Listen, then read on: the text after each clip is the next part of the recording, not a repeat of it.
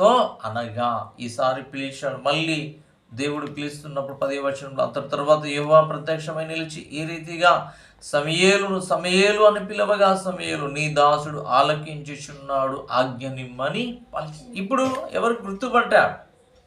సమూయేలు గుర్తుపట్టాడు, యెహోవా దేవుడు నన్ను పిలుస్తున్నాడు అన్న విషయం ఎప్పుడు తెలిసింది సమూయేలుకి?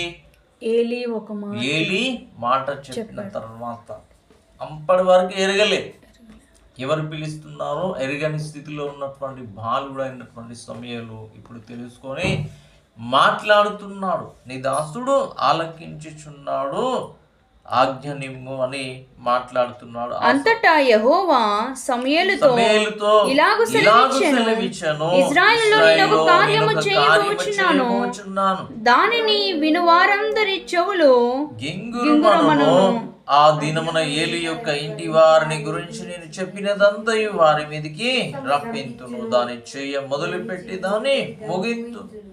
తన కుమారులు తమ్మును తాము శాపగ్రస్తులుగా చేసుకొనుచున్నానని తాను ఎరిగి వారిని అడ్డగింపలేదు కనుక అతని ఇంటికి నిత్యము శిక్ష విధింతున నేను అతనికి తెలిసి. ఏలు కుటుంబానికి ఒక శిక్ష నేను విధించబోతున్నాను అనే కుటుంబానికి తెలియజేయం, ఏలికి తెలియజేయమంటున్నా.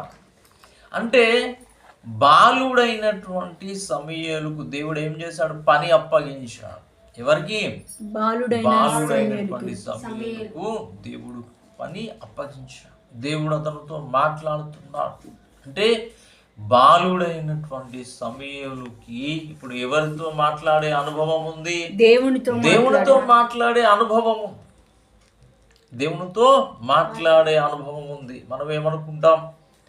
పెద్దవారమే దేవునితో మాట్లాడతాం, పెద్దవారమే ఉపవాసం ఉంటాం, పెద్దవారమే ప్రార్థన చేస్తాం అనుకుంటాం కదా. మరి ఇక్కడ ఎవరు ప్రార్థన చేస్తున్నారు? సమూయేలు బాలుడైనటువంటి సమూయేలు దేవుడే దానికి ప్రత్యక్షమై మాట్లాడుతున్నాడు, పని అప్పగించాడు, పని చేయమంటున్నాడు. ఆ బాలుడితో ఏమంటున్నాడు? బాలుడైన సమూయేలు దేవుడు వచ్చేసి నా పని చేయమంటున్నాడు. వెంటనే చిత్తగించి ఆ పని చేయడానికి సమూయేలు ముందుకు వెళ్ళాడు. కాబట్టి బాల్య దశలో నుండి